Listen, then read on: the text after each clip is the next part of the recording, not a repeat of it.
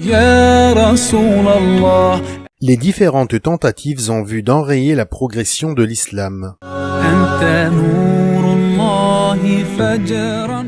Ayant bien saisi l'attachement de Muhammad sallallahu alayhi wa sallam pour sa mission, mais voulant désespérément briser la vague de l'appel à l'islam, les Qurayshites se mirent à recourir à d'autres moyens d'action, bas et mesquins.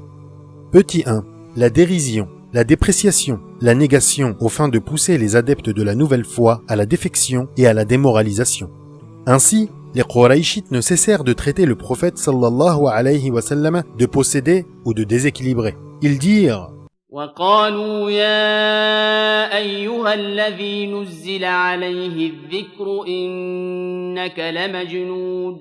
Ô toi sur qui on a fait descendre le livre de rappel, entre guillemets le Coran, tu es vraiment un fou. Coran, sourate 15, verset 6. Ils le traitèrent de sorcier et de menteur. وعجبوا أن جاءهم منذر منهم وقال الكافرون هذا ساحر كذاب. Et ils s'étonnèrent de voir venir à eux un avertisseur de leur propre race, et les mécréants de dire: celui-là est un magicien et un grand menteur. Coran, sourate 38, verset 4. Ils le fixaient de leur regard hostile, débordant de haine et d'animosité. وَإِن يَكَادُ الَّذِينَ كَفَرُوا لَيُزْلِقُونَكَ بِأَبْصَارِهِمْ لَمَّا سَمِعُوا الذِّكْرَ وَيَقُولُونَ إِنَّهُ لَمَجْنُونٌ. Ceux qui ont mécru ne sont sûrement pas loin de te faire glisser avec leur regard haineux depuis qu'ils ont entendu le livre de rappel et ils disent: c'est vraiment un fou. Coran, sourate 68, verset 51. Lorsque les musulmans les plus démunis, parce que n'appartenant pas à un clan puissant susceptible de les soutenir, entouraient le messager de Dieu, sallallahu alayhi wa sallam, les négateurs les ridiculisaient. Ils disaient, comme cela est rapporté dans le Coran: وَكَذَلِكَ فَتَنَّا بَعْضَهُم بِبَعْضٍ لِيَقُولُوا أَهَؤُلَاءِ مَنَّ اللَّهُ عَلَيْهِم مِّن بَيْنِنَا أَلَيْسَ اللَّهُ بِأَعْلَمَ بِالشَّاكِرِينَ. De nous tous, est-ce donc cela que Dieu a comblé de ses faveurs? Dieu ne connaît-il pas mieux ceux qui lui rendent grâce? Coran, sourate 6, verset 53. إن الذين أجرموا كانوا من الذين آمنوا يضحكون وإذا مروا بهم يتغامزون وإذا انقلبوا إلى أهلهم انقلبوا فكهين وَإِذَا رَأَوْهُمْ قَالُوا إِنَّ هَؤُلَاءِ لَضَالُّونَ وَمَا أُرْسِلُوا عَلَيْهِمْ حَافِظِينَ. Ceux qui ont commis le crime se riaient de ceux qui avaient cru. Quand ils passaient devant eux, ils se clignaient de l'œil. Quand ils rentraient parmi les leurs, ils se délectaient de plaisanteries à leur compte. Quand ils se voyaient, ils disaient: ces gens font vraiment fausse route. Or, ils n'avaient nulle mission de veiller à leur sauvegarde. Coran, sourate 83, versets 29 à 33. À savoir, dans l'édition de Dar al-Wafa' de 2010, on trouve, après ce paragraphe, l'ajout suivant: les moqueries, les offenses et la dérision allèrent crescendo, finissant par affecter l'envoyé de Dieu, sallallahu alayhi wa sallam. Dieu dit à ce sujet: وَلَقَدْ نَعْلَمُ أَنَّكَ يَضِيقُ صَدْرُكَ بِمَا يَقُولُونَ. Nous savons certes que ta poitrine se serre à cause de ce qu'ils disent. Coran, sourate 15, verset 97. Il le raffermit et lui ordonna de faire ce qui est à même de dissiper la gêne qu'il ressentait. فَسَبِّحْ بِحَمْدِ رَبِّكَ وَكُن مِّنَ السَّاجِدِينَ وَاعْبُدْ رَبَّكَ حَتَّى يَأْتِيَكَ الْيَقِينُ. Glorifie donc ton Seigneur par la louange et sois de ceux qui se prosternent, et adore ton Seigneur jusqu'à ce que te vienne la certitude, entre parenthèses la mort. Coran, sourate 15, versets 98 et 99. Il lui avait, dans les versets précédents de la même sourate, révélé qu'il se chargeait des persifleurs. إِنَّا كَفَيْنَاكَ الْمُسْتَهْزِئِينَ. الذين يجعلون مع الله إلها آخر فسوف يعلمون. Nous te suffisons contre les railleurs, ceux qui associent à Dieu une autre divinité. Mais ils sauront bientôt. Versets 95 et 96. Il lui dit aussi que les actes des moqueurs leur seront dommageables. وَلَقَدِ اسْتُهْزِئَ بِرُسُلٍ مِّن قَبْلِكَ فَحَاقَ بِالَّذِينَ سَخِرُوا مِنْهُم مَّا كَانُوا بِهِ يَسْتَهْزِئُونَ. Certes, on s'est moqué de messagers avant toi, mais ceux qui se sont rayés d'eux, leur propre raillerie les enveloppa. Coran, Sourate 6, verset 10. Petit 2. Déformer les enseignements de Muhammad sallallahu alayhi wa sallam, soulever des arguments spécieux, faire circuler de fausses informations, lancer des accusations infondées contre l'islam et la personne de l'envoyé de Dieu sallallahu alayhi wa sallam, et amplifier tout cela au point que les gens ne puissent plus avoir une compréhension saine de la foi nouvelle.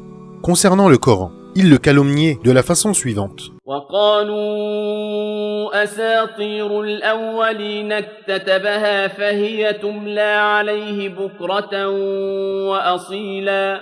Et ils dirent, vieille sornette, qu'il s'est fait mentionner par écrit et qu'on lui récite matin et soir. Coran, Sourate 25, verset 5. وقال الذين كفروا إن هذا إلا إفك افتراه وأعانه عليه قوم آخرون فقد جاءوا ظلما وزورا. Ceux qui avaient mécru dirent, ce n'est là qu'un mensonge qu'il a fabriqué de toutes pièces, et où l'ont aidé d'autres gens. Coran, Sourate 25, verset 4. وَلَقَدْ نَعْلَمُ أَنَّهُمْ يَقُولُونَ إِنَّمَا يُعَلِّمُهُ بَشَرٌ لِسَانُ الَّذِي يُلْحِدُونَ إِلَيْهِ أَعْجَمِيٌّ وَهَذَا لِسَانٌ عَرَبِيٌّ مُبِينٌ. C'est un être humain qui l'inspire et rien d'autre. Coran, Sourate 16, verset 103. À propos du prophète sallallahu alayhi wa sallam, ils soulevèrent aussi une objection superficielle et sans fondement. وقالوا ما لهذا الرسول يأكل الطعام ويمشي في الأسواق لولا أنزل إليه ملك فيكون معه نذيرا. Ils dirent, qu'a donc ce messager à manger ce dont nous mangeons et à circuler dans les marchés. Coran, Sourate 25, verset 7. Le noble Coran a réfuté avec vigueur leurs accusations et allégations. À savoir, dans l'édition de Dar al-Wafa' de 2010, ce paragraphe est suivi par d'autres qui ne figurent pas dans l'édition du ministère des Awqaf et des Affaires islamiques qatari.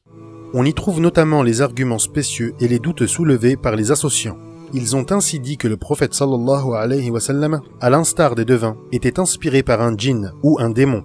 Dieu leur répondit: أنبئكم على من تنزل الشياطين تنزل على كل أفاك أثيم. Vous apprendrai-je sur qui les diables descendent? Ils descendent sur tout calomniateur, pécheur. Coran, Sourate 26, versets 221 et 222. Les associants dirent aussi que le prophète sallallahu alayhi wa sallam était atteint d'un genre de folie particulier. Il imagine et conçoit les idées, puis les habille de mots merveilleux, à l'exemple des poètes. Il est dès lors un poète et sa parole, à lui révélée par Dieu, simple poésie. Dieu rejette leur argument ainsi. وَالشُّعَرَاءُ يَتَّبِعُهُمُ الْغَاوُونَ أَلَمْ تَرَ أَنَّهُمْ فِي كُلِّ وَادٍ يَهِيمُونَ وَأَنَّهُمْ يَقُولُونَ مَا لَا يَفْعَلُونَ. Quant aux poètes, ce sont les égarés qui les suivent. Ne vois-tu pas qu'ils divaguent dans chaque vallée et qu'ils disent ce qu'ils ne font pas? Coran, Sourate 26, versets 224 à 226. Ce sont là trois traits des poètes. Or le prophète sallallahu alayhi wa sallam n'en possède aucun. En effet, ceux qui le suivent sont des gens guidés, qui orientent vers le bien, des pieux qui se prémunissent tant dans leur religion, leur moralité, que dans leurs actes et leurs comportements. Aucune des affaires des croyants ne porte la marque de l'égarement.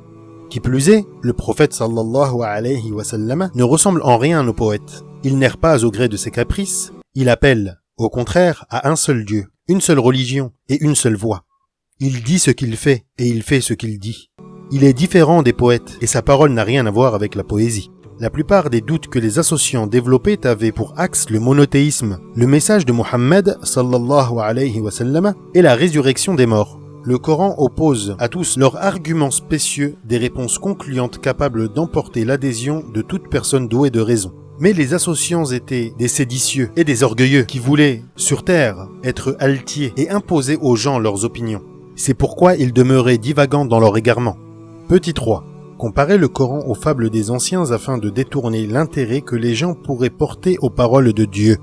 Un jour, An-Nadr ibn al-Harith s'est adressé aux Qurayshites de la manière suivante. « Ô Quraysh, vous êtes actuellement confrontés à un phénomène sans précédent face auquel vous avez été jusqu'à ce jour désespérément impuissants. Muhammad a grandi ici parmi vous et s'est toujours montré très obligeant. Il a été le jeune homme le plus sincère et le plus digne de confiance dans cette cité.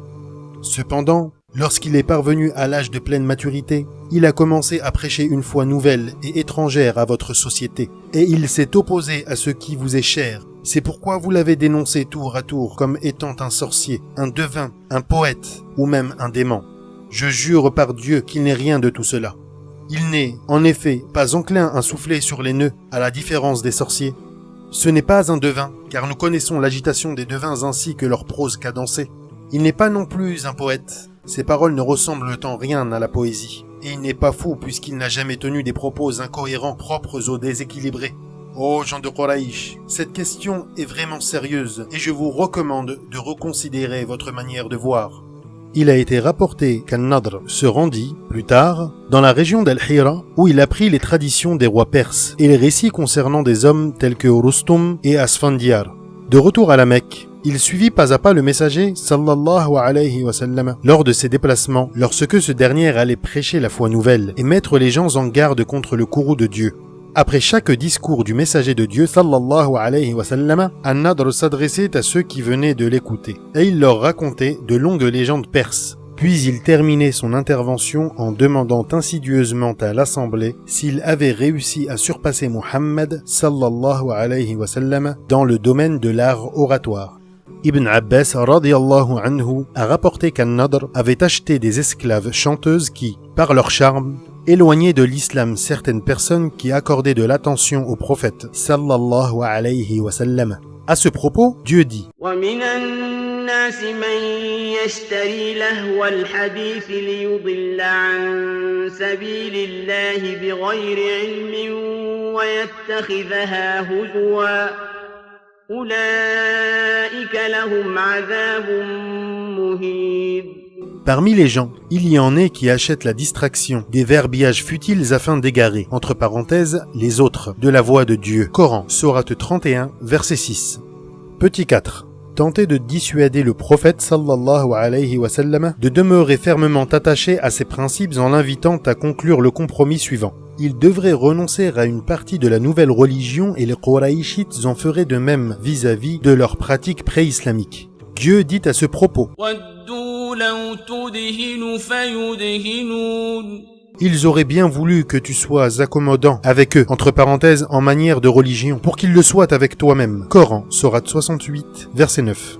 D'après Ibn Jarir et At-Tabarani, les idolâtres proposèrent au prophète sallallahu alayhi wa sallam d'adorer leur fausse divinité pendant une année, tandis qu'eux adoraient Dieu l'année suivante, et ainsi de suite. Selon une version rapportée par Abd ibn Humayd, ils dirent: si tu acceptes nos idoles, nous adorerons ton Dieu. Ibn Ishaq a rapporté qu'un groupe de polythéistes influents composé d'Al-Aswad ibn al-Muttalib, ibn Asad ibn Abd al-Uzza, d'Al-Walid ibn al-Mughira, d'Umayya ibn Khalaf et d'Al-As ibn Wa'il al-Sahmi vint à la rencontre du prophète sallallahu alayhi wa sallam alors qu'il effectuait des circonambulations autour de la Kaaba. Il lui signifiait que les Qurayshites étaient disposés à adorer ce qu'il adorait, s'ils faisaient de même envers leur divinité. Il ajouta ceci: si le Seigneur que tu adores est meilleur que nos idoles, alors cela nous sera profitable. Mais si nos dieux s'avèrent être meilleurs que le tien, alors tu en tireras des bénéfices. C'est à leur sujet que Dieu révéla la sourate 109. قل يا أيها الكافرون لا أعبد ما تعبدون ولا أنتم عابدون ما أعبد ولا أنا عابد ما عبدتم ولا أنتم عابدون ما أعبد لكم دينكم ولي دين. Dis, ô vous les mécréants, je n'adore pas ce que vous adorez, et vous n'adorez pas ce que j'adore, et je ne suis pas disposé à adorer ce que vous avez adoré, et vous n'êtes pas disposés à adorer ce que j'adore. À vous votre religion et à moi la mienne. Cette sourate mit fin à leurs négociations ridicules. Il est possible que la divergence des variantes à ce sujet soit due au fait que les Qurayshites ont tenté ces marchandages à maintes reprises. ربما يود الذين كفروا لو كانوا مسلمين ذرهم يأكلوا ويتمتعوا ويلههم الأمل فسوف يعلمون